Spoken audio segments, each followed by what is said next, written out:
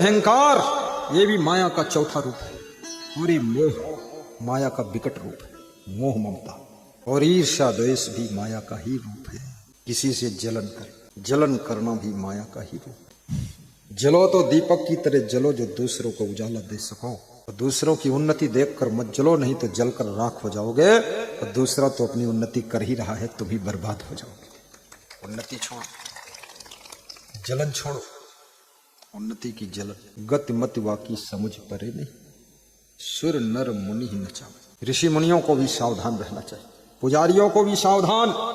मंदिर में पूजा करते हो सावधान रहो, लालच ना आए कभी। और मंदिर में चाहे कोई भी पूजा करने आए नर नारी, कभी मन मोहित ना हो, अपने मन में मैल ना आए। अभी भगवान को तुम ढूंढते हो, लेकिन निर्मल मन हो जाए तो भगवान तुमको ढूंढेगा। शबरी को ढूंढकर भगवान स्वयं गए थे। शबरी ढूंढने नहीं गई थी, शबरी तो केवल अपनी कुटिया में रहती थी, बस भक्ति करती थी। राम स्वयं शबरी के आश्रम पहुंचे और शबरी की बेर खाती। शबरी राह में फूल बिछाती। गूंथूं फूलन की माला मेरे प्राणाधार तुम ही हो, जीवन धार तुम ही हो। गूंथूं फूलन की माला मेरा धार तुम ही हो, प्राणाधार तुम ही हो। जीवन हार तुम ही हो, पालनहार तुम ही हो। गूंथूं फूलन की माला मेरे आधार तुम ही हो, मेरे आधार तुम ही हो। गूंथूं फूलन की माला मेरे आधार तुम ही हो, प्राणाधार तुम ही हो। जीवन हार तुम ही हो, पालनहार तुम ही हो। गूंथूं फूलन की माला, गूंथूं फूलन की माला मेरे आधार तुम ही हो, प्राणाधार तुम ही हो। जीवन धार तुम ही हो, नैया पार तुम ही हो। धार तुम ही हो, पालनहार तुम ही हो। गूंथूं फूलन की माला मेरा आधार तुम ही हो, पालनहार तुम ही हो। जीवनहार तुम ही हो, जीवनधार तुम ही हो। शिवरी की भक्ति शिवरी राम से कहती है कि हे प्रभु, मैं पढ़ी लिखी नहीं हूं, अधम हूं। कैसे भक्ति करना चाहिए ये भी मुझको ज्ञान नहीं। राम कहते हैं शिवरी, भक्ति का कोई विधि विधान नहीं है। मन में श्रद्धा हो बस भक्ति पूर्ण मान ली जाती है। और मैं तो केवल भक्ति का रिश्ता मानता हूं। राम ने 9 प्रकार की भक्ति शिवरी को सुनाया है। भक्ति बहुत सरल है। कुछ लोग समझते हैं भक्ति बड़ी कठिन है। भक्ति बड़ी सरल है, भक्ति बड़ी सुखद है। दुनिया के हर काम कठिन है, जटिल है, दुखद है। भक्ति सरल है, सहज है और सुखद है। भक्ति स्वतंत्र सकल सुख खानी, बिनु सत्संग न पावहि प्राणी। भक्ति स्वतंत्र सकल सुख खानी, बिनु सत्संग न पावहि प्राणी। सकल सुखों की खान है भक्ति। भक्ति से कठिन सारी दुनिया के सभी काम। शराब पियो उसमें बहुत कठिनाई है, चोरी करो उसमें और ज्यादा कठिनाई, डकैती डालो वो बहुत ज्यादा कठिन है, छल कपट करो उसमें बहुत झंझट है। और भक्ति में तो कोई झंझट ही नहीं है। सब झंझटों को मिटाने वाली भक्ति है। इसलिए भक्ति स्वतंत्र सकल सुख खानी, बिनु सत्संग न पावहि प्राणी। बिना सत्संग के भक्ति नहीं मिलती। इसलिए सत्संग सुनना जरूरी, सत्संग कराना जरूरी, सत्संग में आना जरूरी और सत्संग में बैठना जरूरी है। क्योंकि बिना सत्संग के भक्ति नहीं। और राम कहते हैं शिवरी, कहे रघुपति सुनो भामिनी बाता, मान एक भगति कर दाता। दोहराइए। कहे रघुपति सुन भामिनी गाता, मानो एक भक्ति करे गाता। राम ने कहा मेरा और कोई रिश्ता नहीं है, केवल भक्ति का नाता है। लोग भगवान को पाना चाहते हैं, भगवान की दुआ चाहते हैं, भगवान का आशीर्वाद चाहते हैं, भगवान की कृपा चाहते हैं, लेकिन भक्ति नहीं करना चाहते। और भगवान कहते हैं दूसरा कोई रिश्ता नहीं, भक्ति ही रिश्ता है। तो भक्ति ही रिश्ता है, भक्ति करो तो सब हो जाएगा। कहे रघुपति सुनो भामिनी बाता, एक भक्ति करे नाता। आज अगर हम बीसारोड़ा में आए हैं तो भक्ति के नाता से ही तो आए हैं, कोई और प्रकार का तो रिश्ता है ही नहीं। केवल भक्ति का रिश्ता है, गुरु शिष्य का रिश्ता है। और इस रिश्ता में कितना आनंद है। महीनों से खुशियां अभिषेक के मन में दौड़ रही, आकांक्षा के मन में दौड़ रही कि गुरुजी आएंगे, छुट्टी लेना है, छुट्टी लेना है। पुलिस विभाग में छुट्टी बहुत कम मिलती है, बड़ी मुश्किल से छुट्टी मिली, लेकिन ये भक्ति का रिश्ता है। बेटे के मन में भी आकांक्षा के मन में भी आकांक्षा कि गुरुजी को बुलाना है। और इन्होंने जो बुलाया है पूरे क्षेत्र के लिए बुलाया है, ग्रामवासियों के लिए बुलाया है, पूरे मध्य प्रदेश के लिए बुलाया है, मानव जाति के लिए बुलाया है कि सब आकर के गुरु का दर्शन कर ले, आशीर्वाद ले ले, प्रवचन सुन ले, इसलिए बुलाया। इनको केवल अपने लिए अगर बुलाना होता तो गाड़ी में बैठकर मेरे पास आ लेते, दर्शन कर लेते, बात खत्म हो जाती। फिर इतना ये व्यवस्था करने की जरूरत नहीं।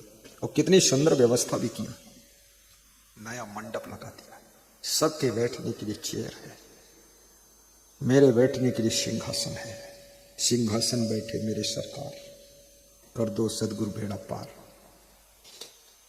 संतों के बैठने के लिए बहुत सुंदर साइडों में है। अब संतों वाली लाइन में जो बैठ जाता है ना, उसको पता नहीं है क्या होने वाला है, बुद्धि ऐसी चेंज होगी, संत ही हो जाए। बैठे रहो, वहां पता चलेगा। घर में रोना धोना शुरू होगा जब संत हो जाओगे। दो लाइन संतों की, ये और वो, बस। बाकी इधर सब भक्त। ये बीच में जो कंपनी है, ये मुख्य आयोजक, मुख्य अतिथि, विशेष अतिथि यजमान परिवार के लिए। इसमें पूर्व आयोजक भी है, वो भी विराजमान हो जाता है। तो सत्संग प्रथम भगते संतन कर संगा, तुझे मम कथा प्रसंगा। प्रथम भगति संतन कर संगा, तुझे मम कथा प्रसंगा। गुरुपद पंकज सेवा, तीसर भक्ति अभाव। चौथी भक्ति मम गुण गण, करे कपट तजि गान। मंत्र जाप मम दृढ़ विश्वासा, पंचम भक्ति सुवेद प्रकाशा। छठ दम शील विरत बहु कर्मा, विरत निरंतर सचल धर्मा। सतोई सब मोह जग देखे, होते अधिक संत कर लेखे। अठोई यथा लाभ संतोषा, सपने नहीं देखा ही परिदोषा। नवम नम्र सब सोच हीना, मम भरोस ही हर्ष न दीना। जिनके प्रभु होई, नारी पुरुष सचराचर होई। सो अतिशय प्रिय भामिनी मोरे, सकल प्रकार भक्ति गण तोरे। हे शिवरी, 9 भक्ति में से किसी भी व्यक्ति में एक भी भक्ति होगी तो भी मुझको प्रिय है, लेकिन शिवरी तेरे में तो 9 की 9 सभी भक्ति है, इसलिए तू मुझको अतिशय प्रिय है। 9 महा जिनके एक होई, नारी पुरुष सचराचर कोई। सो अतिशय प्रिय भामिनी मोरे, सकल प्रकार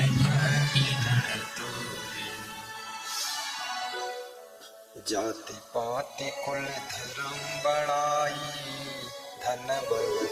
जन गुण चतुराई। भक्तिहीन नर सोहहि कैसे, बिनु जल बारिक देखिय जैसे। लवण बिना बहु व्यंजन जैसे। भक्तिहीन पुरुष ऐसे है जैसे नमक के बिना भोजन, जैसे जल वर्षा के बिना बादल। बादल आए और जल वर्षा न हो तो बादलों की क्या शोभा है। मनुष्य जीवन मिला और भक्ति की वर्षा नहीं हो रही है तो मनुष्य जीवन मिलने से भी क्या फायदा।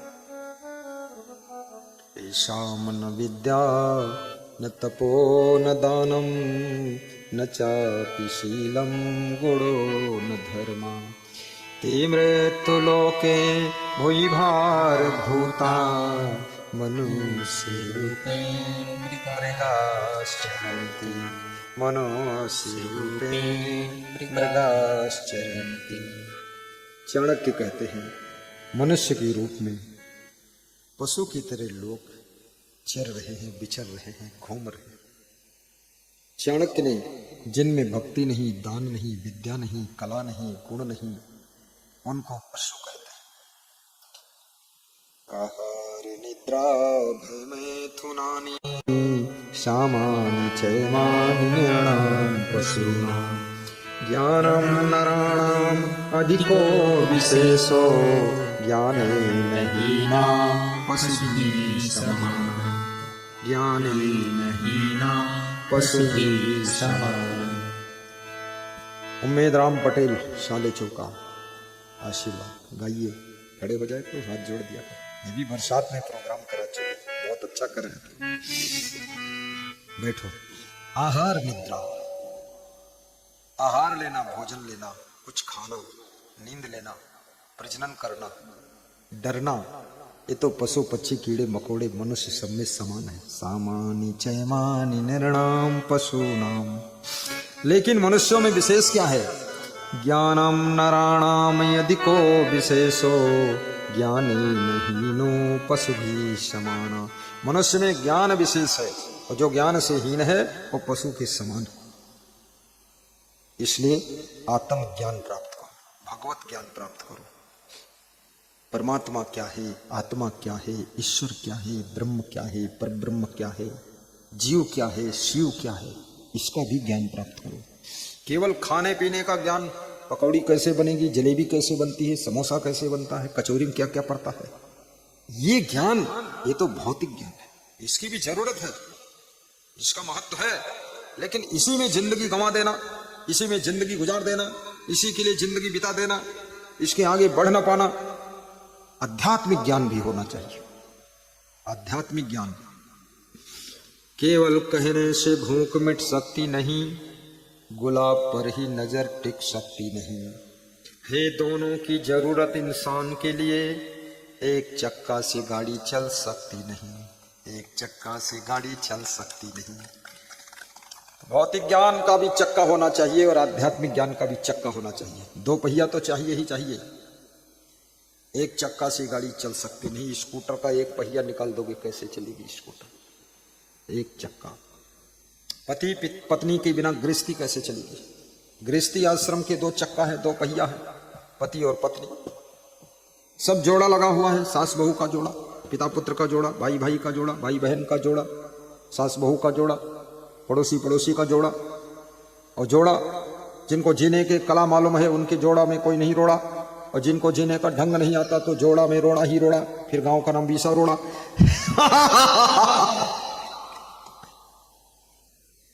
फिर जोड़ा में कोई हाथी और कोई घोड़ा, और गांव बना बीसा रोड़ा। इसलिए जीने की कला सीखो, जीने का ढंग सीखो। सब खुश हो गए लोग। क्या बात, बात में बात, बात में बात। जो केले के पात में पात, पात में पात, और त्यों ज्ञानी की बात में बात, बात में बात। मूर्ख मिलई मौन होई रही, मिलई संत बचन तू कहिए। मूर्ख सो रहिए झक मारी, पंडित सो बोलिए हितकारी। कहीं कबीर आए घट डोले, पूरा होए विचार में बोले। बोलना का सो बोलिए रे भाई, बोलत ही सब तत्व नसाई, बोलत बोलत बारू विकारा, सो बोलिए जो पर विचारा, मिलहि संत वचन दुई कहिए, मूर्ख मिलई मौन मौन होए रहिए। पंडित सो बोलिए हितकारी, मूर्ख सो रहिए झक मारी, कहीं कबीर अर्ध घट डोले, पूरा होई विचार डोले, पूरा होई विचार डोले। जो पूर्ण है, साधना में पूर्ण है, ज्ञान में पूर्ण है, तप में पूर्ण है, जप में पूर्ण है, भक्ति में पूर्ण है, विवेक में पूर्ण है, विचार में पूर्ण है, चरित्र में पूर्ण है, वो जो बोलता है तो कैसे बोलता है? पूरा हो ये विचार ले बोले, वो विचार पूर्वक बोलता है, खर खर भर भर नहीं बोलता है, विवेक करता है, तौलता है, फिर बोलता है, नहीं तो नहीं बोलता है, चुप हो जाता है, मंद मंद मुस्कुरा देता है। कहीं कबीर अर्ध घट डोले, आधा पानी से भरा हुआ घड़ा जब लेकर चलो तो घड़ा छलकता भी है, अध जल गगरी छलकत जाए, अध जल गगरी छलकत जाए। जो लेकिन पूरे भरा घड़ा है, वो छलकता नहीं, आवाज करता नहीं, गुम गुम गुम गुम बोलता नहीं, चुप रहता, शांत रहता। पूरा हो ये विचार ले बोले, पूरा हो ये विचार। आपकी पत्नी अगर कम बोलती है तो समझ लो धीरे धीरे पूरा हो रही है, इसलिए कम बोल रही है। और आपका पति अगर कम बोल रहा है समझ लो फुल हो रहा, बिल्कुल ज्ञान फुल होने वाला है। और दोनों बहुत बोल रहे हैं तो दोनों अधूरे हैं, और दोनों का आधा आधा घड़ा भरा है, इसलिए ज्ञान छलक रहा है, घड़म घड़ा टकरा रहा है। पत्नी कहती मैं ज्यादा ज्ञानी हूँ, पति कहता मैं ज्ञानी हूँ, ज्ञान ज्ञान लड़ जाएगा। ज्ञानी वही है जो कहता है कि मैं अज्ञानी हूँ, वही व्यक्ति बहुत बड़ा ज्ञानी है। बोलो ज्ञानी सदगुरु वही है। भगवान की जय। बोलो बोलो दम बोलो सदगुरु भगवान की जय बोलो सदगुरु भगवान की जय। राष्ट्रीय संत संगदेव महाराज की जय। ज्ञानी वही है जो अपने अज्ञान का भी ज्ञान कर लेता है, वो ज्ञानी है। राम और रावण में क्या अंतर है? रावण भी ज्ञानी है, राम भी ज्ञानी है, लेकिन ज्ञानी है, दोनों ज्ञानी है, दोनों ज्ञानी में अंतर क्या, डिफरेंस क्या है? रावण ज्ञानी है लेकिन ज्ञान का उसे अभिमान है, और राम को अभिमान का भी ज्ञान है। जिनको अभिमान का ज्ञान है वो भगवान है, और जिसको ज्ञान का अभिमान है वही रावण राक्षस है, राक्षस है। जोर से ताली बजा के दिखाओ, और बजाओ, बजाते रहो 1 मिनट तक। बहुत सुंदर, बहुत सुंदर, बहुत सुंदर। बस अब लगा तुम लोग जिंदा ही हो। ताली बजाने से बहुत फायदा है। एक तो नींद अच्छी आएगी, दूसरे बीपी हाई लो नहीं होगा, तीसरी शुगर भी कंट्रोल में जाएगी, और चौथे क्या होगा, जो होगा सो होगा, चौथे ये होगा सारी दुनिया तुमको पागल कहेगी। ये बहुत बड़ी उपाधि मिलेगी। जिसके मन के अंदर मस्ती पैदा होती है तभी ताली पैदा होती है। मन में अगर टेंशन है तो ताली नहीं हो सकती। जिसके मन में भक्ति भर गई तो मस्ती भर जाती है। राम तेरी माया धुंध मचावी, राम तेरी माया द्वंद मचावे, क्या से मर तेरी शाखा बढ़ाए, क्या से मर तेरी शाखा बढ़ाए,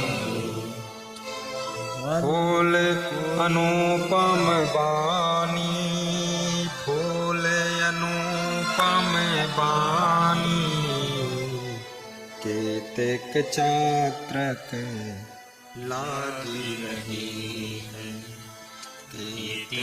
जातक लागी रही है, देखत रुआ उड़ानी, देखत रुआ उड़ानी, राम तेरी माया द्वंद मचावे, राम तेरी माया द्वंद मचावे। कबीर साहब एक महान संत हो चुके हैं। उन्होंने कहा है, हे सेमल के वृक्ष, तेरी लंबी लंबी शाखाओं को तूने बहुत बढ़ाया है, लेकिन इनको बढ़ाने से भी क्या होता है। तेरे रंग बिरंगे फूल, टेसू कलर के सुंदर संतरा जैसा कलर, जिसको देख करके हर पंछी का मन मुग्ध हो जाता है। लेकिन ये तेरे सुंदर सुंदर फूलों के खिलने से भी क्या होता है। कितने चातक पंछी, सुआ पंछी तेरे फूल की सुंदरता को देख करके तेरी डालों पर बैठ करके तेरे फल का इंतजार करते हैं, और मन में सोचता है पंछी कि फूल इतना सुंदर है तो इसका फल कितना सुंदर होगा। लेकिन जब फल तेरा पकता है 4 महीने बाद, और सुआ चातक पंछी चोंच मारता है फल में, तो फल का ऊपरी कवर बहुत कड़ा है, बहुत कड़ा है, तो उसकी चोंच में चोट लग जाती है। लेकिन फिर भी उसके अंदर ये आशा है कि फल फोड़ूं मैं, ऊपर का कवर फोड़ूं, भीतर देखूं कितना स्वाद होगा। क्योंकि फूल इतना सुंदर था तो फल सुंदर तो होगा, मिठास होगी, बड़ा टेस्ट होगा। तो फिर चोंच मारता है, चोंच में चोट लग जाती है, चोंच को सहलाता भी है, दुखी भी होता है, लेकिन फिर भी मन में भ्रम है कि अंदर है कुछ जरूर। तो हिम्मत करके फिर मारता, फिर मारता, फिर मारता, चोंच भी चोट खा जाती, लेकिन फल का ऊपरी कवर फूट जाता है। और फिर अंदर जब देखता चोंच डालकर, तो उसमें से रुई निकलती है, कपास निकलती है। रुई देख करके सुआ चातक पंछी रोता है, ये रुई तो रुला रही है, मैं रुई क्या करूंगा, मुझे कोई तकिया बनाना कि गद्दा बनाना। यही हाल है बहुत से लोग सेमल के वृक्ष के जैसे बहुत विशाल होते हैं, बड़ी लंबी लंबी शाखाएं हैं, बड़ा प्रभाव है, बड़ा सब यश फैला हुआ है, लेकिन उनके पास रहते रहते 10 साल बीत गए, 20 साल बीत गए, पर वहां फल मिला क्या, वही कड़ा फल, बड़ा फल। उसमें जब चोंच मारा तो चोंच भी चोट खा गई, उसमें रुई का भुआ निकला। हाय भुआ, हाय बुआ, गुरु जी की दुआ, और ये क्या हुआ, उड़ गया रुई का भुआ। ये धोखा, कितने लोग धोखे में हैं। इस सेमल का उदाहरण संत कबीर दे रहे हैं। कबीर ज्ञानी है, बड़े समझदार हैं। क्यों सेमर तेरी शाखा बढ़ाए, फूल अनुपम बानी, केतक चातक लागी रही है, देखत रुआ उड़ानी, राम तेरी माया द्वंद मचावी, राम तेरी माया द्वंद मचावी, राम तेरी माया द्वंद मचावी। दूसरा उदाहरण खजूर का दिया कबीर साहब ने। कितने लोग खजूर जैसे, बहुत लंबे चौड़े, न छाया न उसका फल कोई पाया।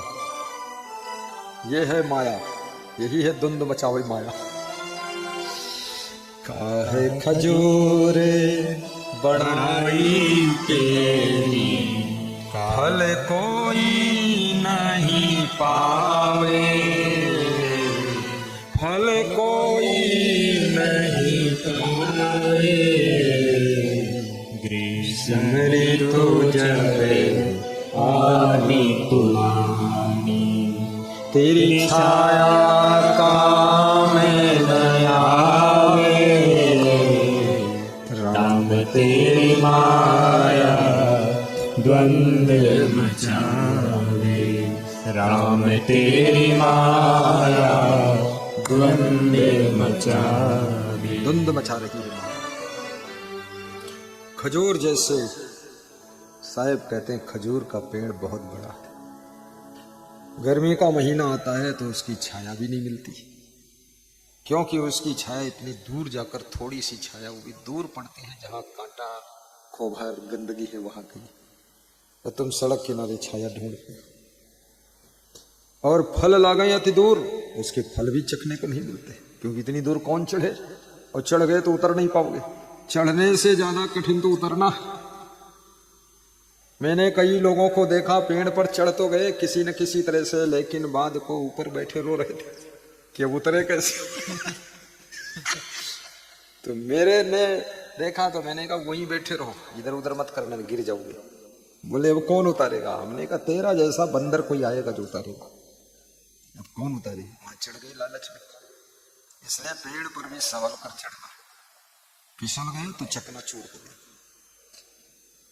कबीर का घर शिखर पर जैसे पेड़ खजूर, चढ़े तो चाखे प्रेम रसे, गिरे तो चकनाचूर। चकनाचूर बहुत लोग हो चुके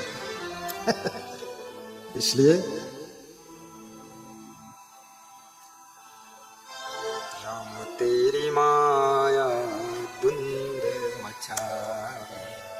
ये माया, लोग धन में बड़े हो गए, पद में बड़े हो गए, प्रतिष्ठा में बड़े हो गए, खजूर जैसे उनकी लंबाई हो गई, बड़ी दूर से दिख रहे, लेकिन किसी के काम नहीं आ सके। ना तो उनके सानिध्य में किसी को शीतलता मिली, ना तो छाया मिली, ना सहारा मिला, और ना तो किसी का पेट भरा। एक बहुत बड़ा सांसद हमारे सत्संग में आया था 15 साल पहले उत्तर प्रदेश में, तो उसने बहुत बड़ी बात कही। उसने कहा, साईं इतना दीजिए जामे कुटुंब समाए, मैं भी भूखा ना रहूं, साधु ना भूखा जाए। फिर उसने जो अर्थ सुनाया बहुत अच्छा सुनाया। उसने कहा, साईं ने जिनको ज्यादा दे दिया तो वो भी भूखा सोए, और उसके द्वार पर जो आवे वो भी भूखा जावे। तो हमने कहा क्या मतलब? बोले जिसको साईं ने ज्यादा दे दिया है वो इतना कंजूस है, इतना मक्खी चूस है, इतना लोभी है, उसके द्वार पर साधु तो साधु, चींटी को भी एक कण नहीं मिलेगा शक्कर का, इतना चंडाल है। और स्वयं भूखा सोएगा, उसके द्वार से साधु भूखा जाएगा, अतिथि भूखा जाएगा, मेहमान भूखा जाएगा, किसी को कुछ रोटी मिलने वाली नहीं। और स्वयं भूखा इसलिए सोएगा क्योंकि बीमारियां उसके इतनी होंगी, इतनी बीमारियां होंगी, डॉक्टर बोलेगा ये मत खाओ, वो मत खाओ, ये मत खाओ, कुछ ना खाओ, क्या खाओ, माटी खाओ, बस कुछ मत खाओ। ये खुद भी भूखा सोएगा और दूसरा भी इसके घर से भूखा जाएगा। हमारे देश के अंदर एक समय ऐसा था जो अतिथि के आने पर लोग खुश होते थे। अब धीरे धीरे संस्कार बदल रहे हैं। अतिथि के आने पर लोग अंदर अंदर उलझन में पड़ जाते हैं। कितने घरों की स्त्रियां तो इतनी आलसी हो गई, अगर 2 मेहमान आ जाए तो अपने पति को डांटती हैं अंदर अंदर, क्यों लेकर आए इनको? उधर होटल में 2 समोसा खिला देते, उधर चले जाते हैं, मैं नहीं बनाऊंगा चाय। तुमको इतनी भी बुद्धि नहीं है, चतुराई सीखो थोड़ा, उधर ही निपटा दो, इधर लाने क्या जरूरत? ये घर कोई होटल है? और घर ही में कचौरी पका गई। लेकिन व्यवहार बनाना पड़ता है, प्रेम बनाना पड़ता है, संपर्क करना पड़ता है, संबंध बनाना पड़ता है, रिश्ते निभाना पड़ता है। और अगर आज हम उनकी सेवा करेंगे, आज उनको एक चाय पिला देंगे, तो कल वो व्यक्ति हमारा लाखों का काम करने के लिए तैयार खड़ा हो जाएगा। एक घर ही में तुम तिकड़मबाजी बनाती हो, चलो उठो नाश्ता बनाओ, बात मत करो ज्यादा। ऐसे आलसी पैदा हो गए, खिलाना नहीं चाहते, एक व्यक्ति को रोटी नहीं देना चाहते। दामाद भी अगर आ गया ना तो शाम को सोचते हैं दामाद कब जाएगा, उसका बिस्तर न बिछाना पड़े। और मकान भी लोग ऐसे बना रहे हैं कि मेहमान के लिए कोई बस 2 BHK मतलब 2 BHK और मैं छोड़ के ऐसा मकान 2 ही कमरा है, एक में खुद पति पत्नी सोते, दूसरे में बेटा बहू। मेहमान कहां से आएगा? द्वार पर पोर्च पे पड़ा है पोचईरा, यही नहीं, उसका कोई नामो निशान नहीं, उसका कोई उसमें गुंजाइश नहीं। कम से कम 1-2 कमरे ज्यादा बनाओ। मेहमान के बिना घर सूना है, बहुओं के बिना आंगन सूना है, और बच्चों के बिना द्वार सूना है। और याद रखना, भक्तों के बिना आश्रम सूना है, और शिष्यों के बिना गुरु जी का मठ भी सूना है, सब बेकार है। कितने गुरु लोग भी बहुत कंजड़ है, कंजूस है, चंडाल खोपड़ी है, एक रोटी किसी शिष्य को देना नहीं चाहता है, कुछ भी नहीं। अरे बड़ा चंडिका अवतार हो गया। मैं छत्तीसगढ़ में एक संत के यहाँ ठहरा तो वो रात में सब पंखा बंद कर देता था, वो गर्मी बहुत थी, बहुत गर्मी लगती थी। मेरे साथ में भी एक और संत था, वो फिर उठ के चालू कर देता था। मैं तो गर्मी में भी सो जाता हूँ, सर्दी में जो भी है सब निपट लेता है, लेकिन वो बार बार चलाए। 6 बार उसने बंद किया, उसने 7 बार चला दिया। 18 एकड़ जमीन थी उस आश्रम में, मठ में, और इतना चंडाल वो साधु, मोटा इतना, बिल्कुल लगता था घटोत्कच भीम का लड़का है, मोटा ऐसे चलता था। हाँ हाँ, हमने खाई बेईमान उस मेरा साधु सुबह आया, मैं स्नान कर रहा था, बोला एक बात बतानी, हमने को बताओ। बोले 7 बार पंखा बंद करता है और मैं चलाता रहता हूँ, रात भर यही हुआ है, मैं सो नहीं पाया, इस मच्छर भी बहुत काटता है और साथ में ये हवा नहीं आती, पंखा बंद कर देगा। तो मैंने कहा ये बंद कर देता है, कैसे बंद कर देता है?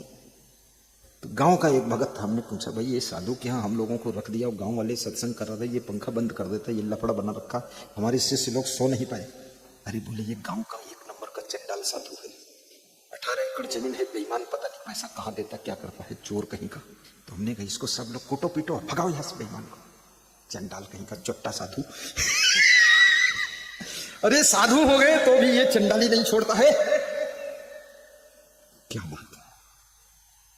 शिष्यों के लिए अच्छी व्यवस्था करो, जब प्रेम करोगे, सेवा करोगे, स्वागत करोगे, व्यवस्था करोगे, तो ही तुम्हारे यहां कोई संत रहेगा। नहीं कौन रहेगा? तुम ही अकेले रहोगे। हमारे साथ बहुत संत रहता है, 50-60 संत, लेकिन कैसे रहता है? रात में इनका पंखा बंद हो जाए तो हम जाकर चला देते हैं, इनकी रजाई उघड़ जाए तो हम ओढ़ा देते हैं, इनका कंबल खो जाए तो हम अपना भी दे देते हैं कि हम दूसरा ओढ़ लेंगे। मच्छरदानी इनकी पिछले गांव छूट गई तो कई साधु को अपनी मच्छरदानी दे दिया, अब उनको अपनी दे दिया तो हमको फटियल मिली, तो वही में मच्छर, तो मच्छरों में घुस गई बिल्ली घाटी। दूसरों का जो ख्याल नहीं करेगा उसका घर, उसका आश्रम शमशान घाट हो जाएगा। और याद रखना जब मरोगे, ये आश्रम, ये मठ, ये घर, ये धन, ये रुपया, ये दाल चावल सब यहीं छोड़ कर जाओगे। अरे मूर्ख, इसको पुण्य कर ले, सेवा कर ले, तो ये पुण्य तेरे साथ जाएगा, तो आगे जहां जन्म होगा सब धर्म पुण्य मिलेगा। बोलिए सदगुरु भगवान की जय। बंद करूं कि 5 मिनट और सुनाऊं? जल्दी बोलो, हो साफ बोलो, पता ही नहीं चलता हाँ करते हो कि ना करते हैं। क्या? हाँ, कोई जानवर भगा रह गया, हो कर दो। जैसे कोई खेत में जानवर घुस जाते ना, हो हाँ करके भगाते, ऐसे आप बोलिए गुरुजी और सुनाइए ऐसे। हाँ बस अब ठीक है।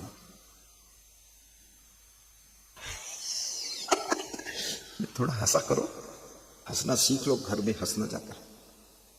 पति पत्नी दोनों आमने सामने बैठकर 3 फीट की दूरी पर बैठो, फिर हंसो, कंपटीशन पर हंसो, कौन फर्स्ट आएगा कौन फेल होगा। हाँ, हंसते रहो, ये जिंदगी बेकार ना हो, बेकार ना हो जाए। हंसते रहो, ये जिंदगी बेकार न हो जाए, बेकार न हो जाए। सपने में किसी जीव का, सपने में किसी जीव का अपकार ना हो जाए। हंसते रहो, ये जिंदगी बेकार न हो जाए, बेकार न हो जाए।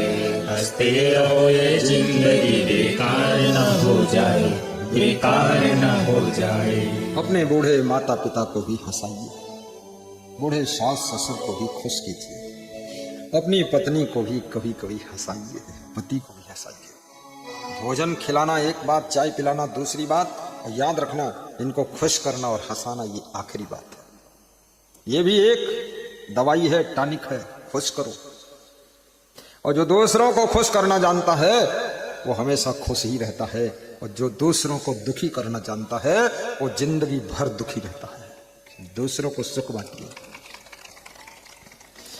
राम तेरी माया धुंध मचाए, राम तेरी माया द्वंद मचावे। एक राजा के यहाँ देखिए माया का खेल। एक राजा के यहाँ कोई नौकरानी काम कर रही थी। राजा के मुकुट से हीरा नीचे गिर गया, तो उस नौकरानी के बच्चे ने उठा लिया और अपनी माँ को दिखाया, ये माता जी क्या है चमकता हुआ पत्थर।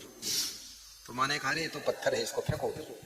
तो उसने सड़क पर फेंक दिया कि जब जाऊंगी तब उठा लूंगी। वो जान तो गई हीरा, लेकिन चालाक थी, माया का फेर फेंक दिया। सड़क पर कोई व्यक्ति निकल रहा था, उसने उठा लिया। वो सुनार के पास लेकर गया, बोले देखो ये क्या है। अरे सुनार बोला है तो बेकार पत्थर है। उसने उठा के सड़क पर फेंक दिया। तो वहां एक जौहरी निकल रहा था, उसने उस पत्थर को उठाया, और जौहरी उठाया तो सुनार भी दौड़ा और विशेष व्यक्ति भी दौड़ा कि तुमने क्यों उठाया। तो उसने उठाकर और फेंक दिया, बेकार है पत्थर। तो उस पत्थर के 3 टुकड़े हो गए। पत्थर के मुख से रोने की आवाज निकली। तो जौहरी ने पूछा, ए पत्थर, तेरे को उस बालक की मां ने फेंका तो कुछ नहीं हुआ, उस विशेष व्यक्ति ने सुनार को दिया, सुनार ने फेंका तो कुछ नहीं हुआ, लेकिन जौहरी ने जब फेंका तो तेरे 3 टुकड़े हो गए, तू रोने लगा। क्यों रोया? बोले, जिस महिला ने फेंका उसको मेरी कीमत पता नहीं थी, और जिस सुनार ने फेंका उसको भी पता नहीं थी ठीक से, लेकिन जौहरी को कीमत पता थी, मेरा मूल्य पता था, मुझे पहचान भी गया था, और उसने जब फेंका तो मुझे दुख लगा, बस मैं टूट गया। याद रखना, जब तुमको पहचानने वाले, तुमसे प्रेम करने वाले तुमको फेंक देते हैं, तब तुम्हारे दिल को ज्यादा दुख लगता है, बाकी दुनिया कितना फेंक दे तुमको दुख नहीं लगता। पूरे गांव की लेडीज तुमको गाली दे, तुम्हें दुख नहीं होगा, लेकिन तुम्हारी पत्नी जब गाली देती है तुम टूट जाते हो, खंड खंड हो जाते हो, दुखी हो जाते हो। कोई स्त्रियां तुमको गाली दे फर्क नहीं पड़ेगा, लेकिन तुम्हारी बहू गाली दे दे तुम घायल हो जाओगे, टुकड़े टुकड़े हो जाओगे। इसलिए अपने लोग जब तुमको छोड़ देते हैं तब तुम बेसहारा हो जाते हो। अपने लोगों का फर्ज है कि अपने लोगों को संभाल के रखो, उनकी कीमत को पहचानो। आप सबका जीवन मंगल में हो। अपन चतुर और को सिखनी, कनक कामनी सयानी, कहीं कबीर सुनो हो संतो, राम चरण ऋतु मानी, राम तेरी माया द्वंद्व मचावे, तेरी माया द्वंद्व मचावे। साहेब कहते हैं माया के चक्कर में फंसे ही लोग, कि कबीर कहते हैं सुनो हो संतो, ये तो सब नहीं छूटेगा, राम के चरणों में अनुराग जोड़ लीजिए, अर्थात भक्ति कर लीजिए, अर्थात गुरु नाम ले लीजिए, मंत्र सुन लीजिए, गुरु भक्त बन जाइए, उसी से कल्याण होगा, बाकी तो सब छूटने वाला संसार है। छूटेगी संपत्ति यहाँ की यहीं पर, तेरे कमल बिना धीरा रहेगा, छूटेगी संपत्ति यहाँ की यहीं पर, गा दो महाराज जी। तेरी कमर बिना धीरा रहेगा, दो दिन का मेला रहेगा, न कायम जगत का झमेला रहेगा, न कायम जगत का झमेला रहेगा। आयोजक परिवार को व्यास गादी आशीर्वाद दे रही है। बड़ी कृपा है गुरु की। ये सत्संग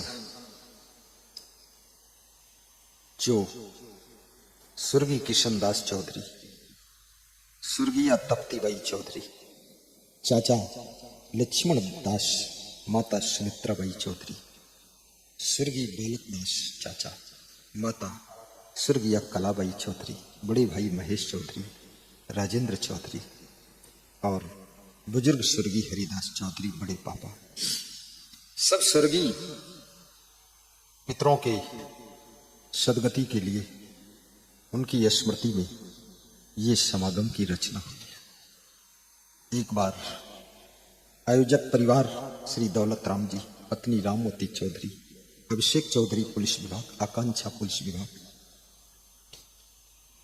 अमित वड़कुर, श्रीमती शोभा वड़कुर दामाद बेटी,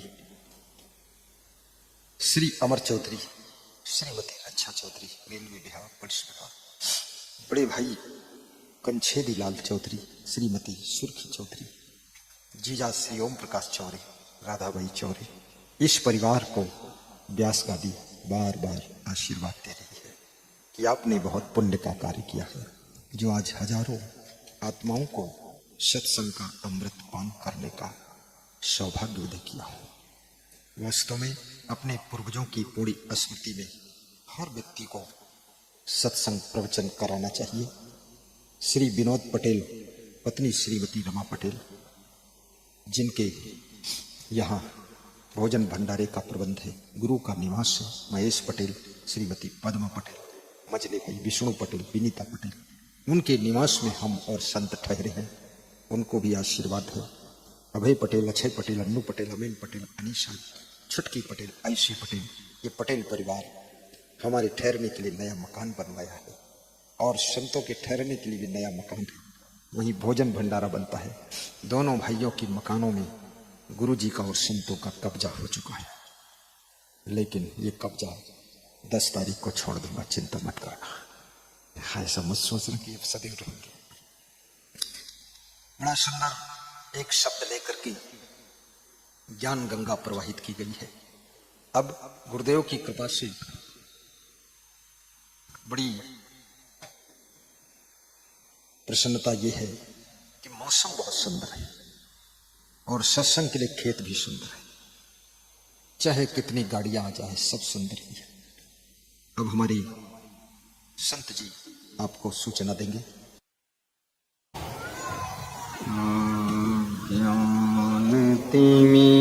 जगत को मंगलमय करने वाले समस्त संत महात्मा,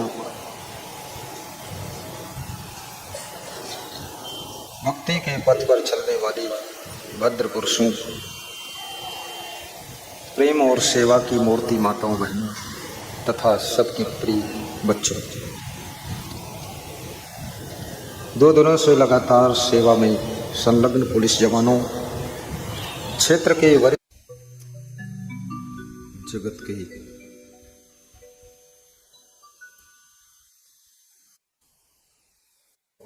सी योजनाएं छिपा कर रखता है। कुछ पूरी भी हो जाती है, कुछ अधूरी रह जाती है और कुछ शुरू ही नहीं हो पाती है और मृत्यु आ जाती है। समय ऐसे सरकता है जैसे अंजलि में भरा हुआ जल बूंद बूंद टपक टपक कर कुछ देर के बाद अंजलि खाली हो जाती। इसी प्रकार 100 वर्ष की आयु एक दिन एक रात बीतते बीतते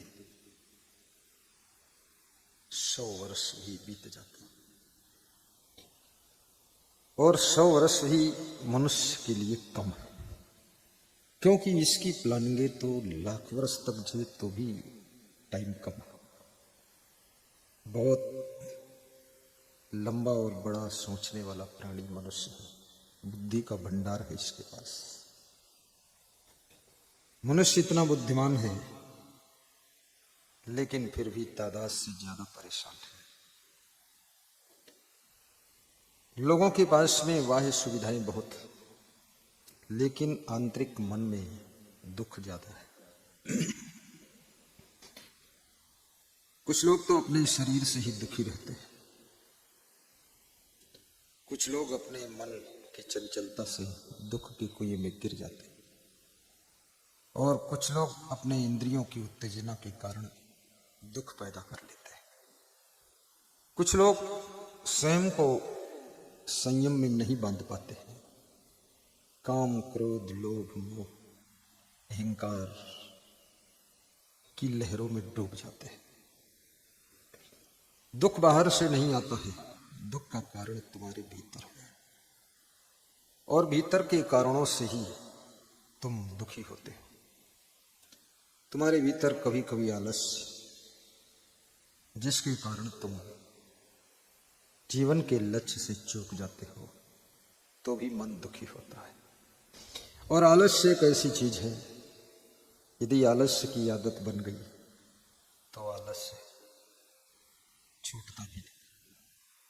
आलस्य के कारण रोज तुम असफल होते हो, दुखी होते हो, लेकिन आलस्य छोड़ नहीं पाते हो। जो भी जैसे भी आप सुबह से शाम तक जीवन की शैली को दोहराते हैं वो धीरे धीरे आदत में परिणित हो जाती है और आदत बनने के बाद छूटना बहुत कठिन होता है। जिनकी जोर जोर से बोलने की आदत हो गई, तुम्हारे पड़ोस बैठेंगे, खुसुर फुसुर बोले तो भी सुनाई दे सकता है, लेकिन फिर भी जोर जोर बोले। आदत बन गई, आदत छूट नहीं रही है। उनके परिवार के सदस्य उनकी आदतों से पीड़ित हैं, तंग हैं। कितना जोर जोर पापा क्यों चिल्लाते हो। मैं बचपन में किसी गांव में गया था तो एक 60 साल का आदमी बहुत जोर जोर बोल रहा था अपने घर में। तो मैंने उसके बेटों से कहा, ये आपके पिताजी बहुत जोर जोर बोल रहे हैं, आप लोगों पे कोई असर नहीं पड़ रहा है, क्या कह रहे हैं? बोले, जब से जन्म लिया हूँ इनका जोर जोर बोलना ही सुना हूँ, तो ये बोलते रहते हैं और हम लोगों पर कोई असर नहीं पड़ता है, हम जहाँ के तहाँ खड़े रहे। तो मैंने कहा, जोर जोर बोलते हैं तो ये कुछ परेशान है क्या? बोले, ये परेशान है, परेशान थे, परेशान रहेंगे, परेशान नहीं, मर भी जाएंगे, क्योंकि इनकी आदत बन गई जोर जोर चिल्लाने की। तो उनके बच्चों ने कहा, ऊंट जब जोर जोर बलबलाता है तब उसकी पीठ पर खूब लादा जाता है। ये मेरा बाप ऊंट जैसा है, ये जब हल्ला मचाता है तो ये खूब लादता है, काम खूब करता है। जोर जोर बोलने से तुम्हारी कीमत कम हो जाती है। कहां पर किन शब्दों का प्रयोग करना है? विधानसभा हो, लोकसभा हो, सत्संग सभा हो, गृह सभा हो, लेकिन बोलना है कि नहीं बोलना है। कभी कभी अधिक बोलने के कारण भी तुम असफल होते हो और कभी कभी ना बोलने के कारण भी तुम असफल हो जाते हो। कभी कभी अधिक बोलने के कारण बाद को तुमको पछतावा होता है कि अरे हम ज्यादा बोल गए, सब रिश्ते बिगड़ गए, बात बनते बनते बात बिगड़ गई। और कभी कभी तुम चुप रहते हो, कुछ नहीं बोलते हो, तो पछतावा होता है, हम कुछ नहीं बोले, थोड़ा बोल देते तो काम बन जाता, हम चुप रहे, इसका पछतावा आपको होता है। इसलिए कहा गया है कि बोलना आसान है, लेकिन कहाँ, कब, क्या, कितना बोलना जरूरत है, ये समझना बहुत कठिन है। बोलते सब लोग हैं, लेकिन जितना बोलते हैं उतना ही लोग उनसे रूठ जाते हैं। इसलिए आपके पास में 3 चीजें हैं। एक तो मन है, दूसरे वाणी है, तीसरे शरीर है जिससे आप कर्म करते हैं। मन में जो सोचते हैं, फिर वाणी से बोलते हैं और फिर शरीर से कर्म संपादित करते हैं। कर्म करने में हर व्यक्ति स्वतंत्र है, परंतु कर्म करने के बाद तुम भूल जाओ कि मैंने कब, क्या, कितना, कहाँ कर्म किया था, फिर भी वो कर्म नहीं भूलेगा, तुमको समय पर कर्म स्वयं फल देगा। स्वयं कर्म करोत्यात्मा स्वयं तत्फल मश्नते स्वयं भ्रमन्ति संसारे स्वयं तस्माद् विमुच्यते। ये भी याद रखना कि कर्म केवल शरीर से कर्म करो उसका ही फल नहीं होता है, आप वाणी जो बोलते हो इसका भी फल होता है, मन में जो सोचते हो उसका भी फल है, आंखों से जो देखते हो उसका भी फल आता है, कानों से जो सुनते हो उसका भी फल आता है। ये सब चीजें हमारे भाग्य का निर्माण करती है। भाग्य की रचना आपके मन की सोच से भी सृजित होती है, और भाग्य का डिस्टर्ब होना, मन की सोच बिगड़ती है तो आपका भाग्य बिगड़ना भी शुरू हो जाता है। मन बहुत बड़ी चीज है, मन तो शुरुआत है, मन शुभारंभ है, मन ही तो श्री गणेश करता है। और मन को संभालना ये बहुत बड़ी चुनौती है, कसौटी है, कठिन है, जटिल है। राजस्थान में भक्त लोग गाते हैं कि मन मारो बांदरू रे घनी छलांगा मारे। विद्यार्थी का मन भी चंचल है, पढ़ने में मन लगता है, मोबाइल में मन खूब लगता है, खेलने में मन खूब लगता है, फैशन करने में मन खूब लगता है, स्कूटी घुमाने में मन खूब लगता है। अब माँ बाप भी हार गए अपनी संतान से, तो सोचते हैं अरे तू जिंदा रहे, चाहे स्कूटी घुमा दे चाहे बैकुटी घुमा दे, लेकिन ले जा घूम। पागल कहीं का, माँ बाप भी हार चुके। बच्चों से माँ बाप पराजित हो गए, माँ बाप डरे हुए हैं, गार्जियन भयभीत है, कुछ ज्यादा कहोगे कुछ कर लेगा, कुछ खा लेगा, कुछ पी लेगा, ऐसा कर लेगा जो नहीं करना चाहिए। माँ बाप सलाह करते हैं, अरे अब ज्यादा मत कहना, सुनना, बस ठीक है, जीने दो उसको। बच्चा भी पर्ची लिख कर दे देता है कि ज्यादा दबाव डालोगे तो जहर खा लूंगा, जान खो दूंगा, फांसी लगा दूंगा, घर से भाग जाऊंगा। तो माँ बाप का दिल घबरा जाता है कि ये तो बहुत मुश्किल का काम है। और जो अपने गार्जियन को डरा देता है, याद रखना उसकी जिंदगी गलत रास्ते पर धीरे धीरे चली जाती है। क्योंकि डरे हुए माँ बाप, डरा हुआ गुरु, डरे हुए गार्जियन, डरे हुए संरक्षक तुमको उचित सुझाव भी नहीं दे पाते। तुमको जिस समय डांटने की जरूरत है वो भयभीत है, इसलिए कुछ कहते ही नहीं। और याद रखना, जिस पत्थर पर हथौड़ी और छेड़ने की चोट नहीं लगती है वो पत्थर केवल पत्थर ही रह जाता है। जो हथौड़ी और छेनी की चोट को खाने के लिए तैयार है वही पत्थर भगवान की मूर्ति बनकर मंदिर में विराजित होकर उसकी दिन रात पूजा होती है। माँ बाप की अनुशासन, माँ बाप की कंट्रोल, उनकी डांट, उनकी फटकार, उनका मार्गदर्शन, उनका सुझाव, सजेशन, डायरेक्शन अगर वह निर्भय होकर तुमको प्रदत्त करते हैं तो तुम एक दिन महान जरूर बनोगे। एक मूर्तिकार छोटे से जंगल से गुजर रहा था, जिसमें जो कला होती है उस कला को प्रयोग करने का उसका मन होता है। जिसमें गाने की कला है, कहीं लोग गा रहे हो तो वो गाने वालों के साथ बैठ जाता है और वो भी एक दो भजन सुनाता है। व्यास गादी सज रही थी तो मैं पीछे से सुन रहा था कि गोवर्धन पटेल वो भी एक भजन लगा दिया उसमें गाने की कला है। ये गडरवाड़ा तहसील साले चौका से गाने लगा। मैनेजमेंट करने की कला है, आगे सोचने की कला है। वो गोविंद कौरव, वो भी गडरवाड़ा से, वो जब आते हैं आगे आगे कहीं बिछौना बिछाने लग जाते हैं, कहीं फूल संभालने लग जाते हैं। अपनी कलाओं का प्रयोग करने की तब इच्छा होती है जब मन में आलस्य नहीं होता है। कितने ही तुम कलाकार हो, गुणवान हो, योग्य हो, लेकिन आलस्य तुम्हारी किसी कला को प्रयोग नहीं होने देता है। आलस्य कोई साधारण तुम्हारा शत्रु नहीं। कितने लोग तो बहुत होशियार है लेकिन आलस्य के कारण वो कुछ कर ही नहीं पाता है। बस पड़ा रहता है, सोता रहता है, लुढ़कता रहता है। माँ बाप भी सोचते हैं क्या काम कुछ करता नहीं है।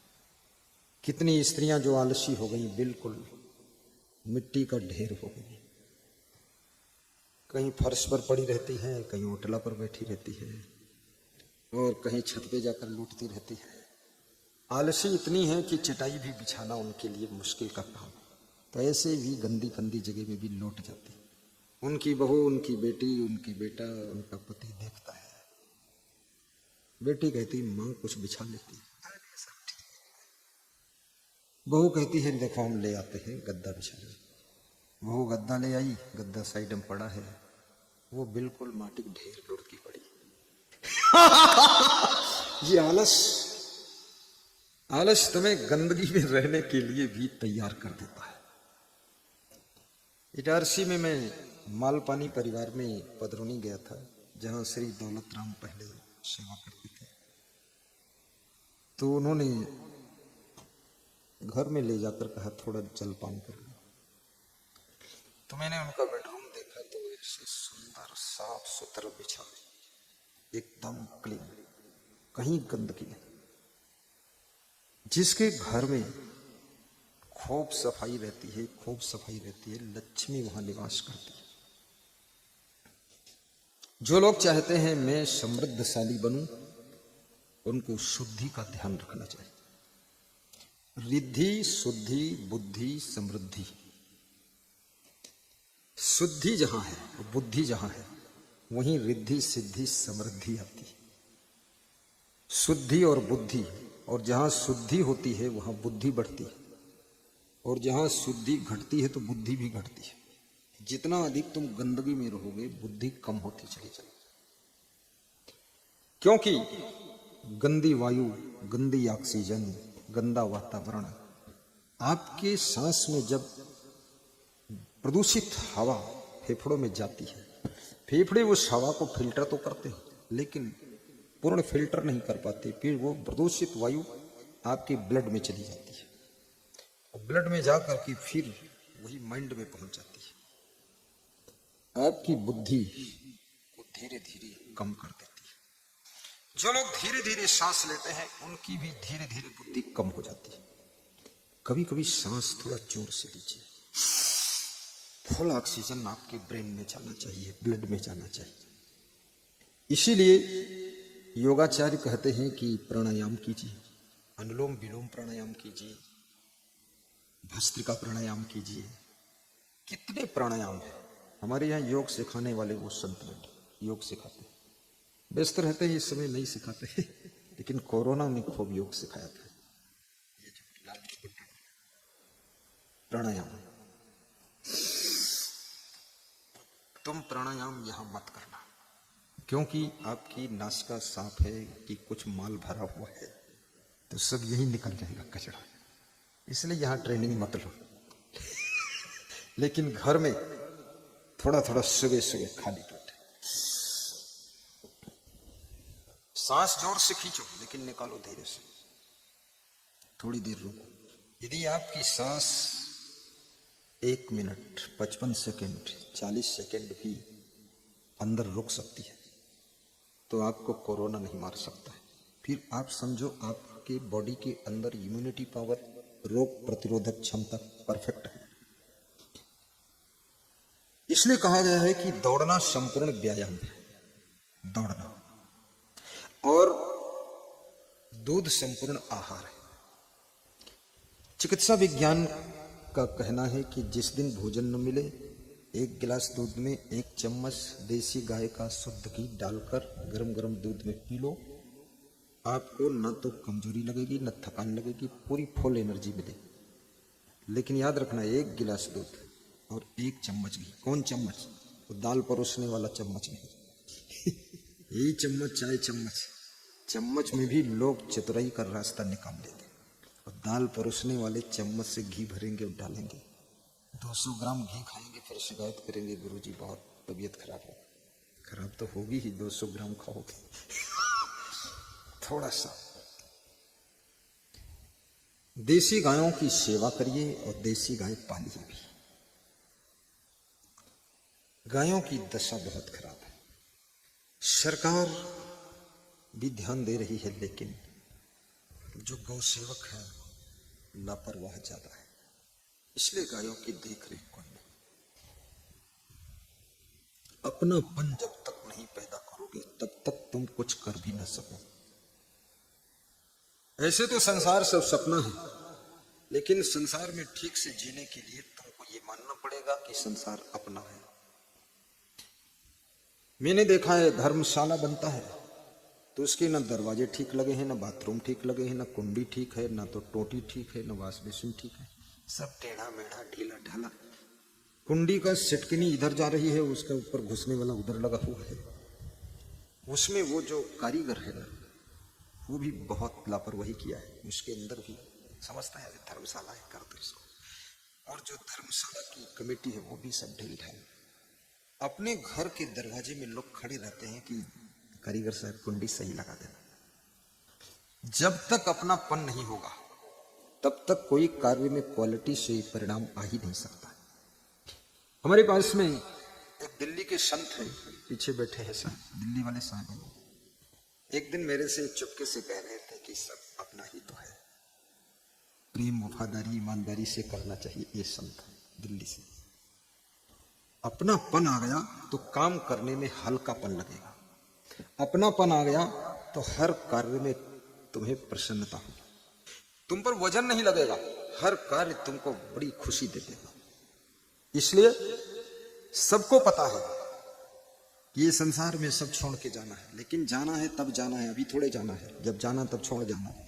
लेकिन अभी जब तक रहना है तो घर को भी ठीक संभालो, किचन को ठीक संभालो, थाली कटोरी को ठीक संभालो, व्यवस्था को ठीक संभालो, गाड़ी को भी ठीक संभालो। अपनापन। अयम निजा परोवेत गणना लव चेत समुदार चरिता नाम तो वसुधैव कुटुंबकम। ये पूरा वसुधा के नरनारी हमारे कुटुंब के लोग हैं। कितना उदार चित्त वालों के लिए हिंदू धर्म बहुत विशाल हृदय रखता है। हिंदू धर्म में दया, करुणा, सेवा, प्रेम, स्नेह ये सब कूट कूट कर भरे हुए हैं।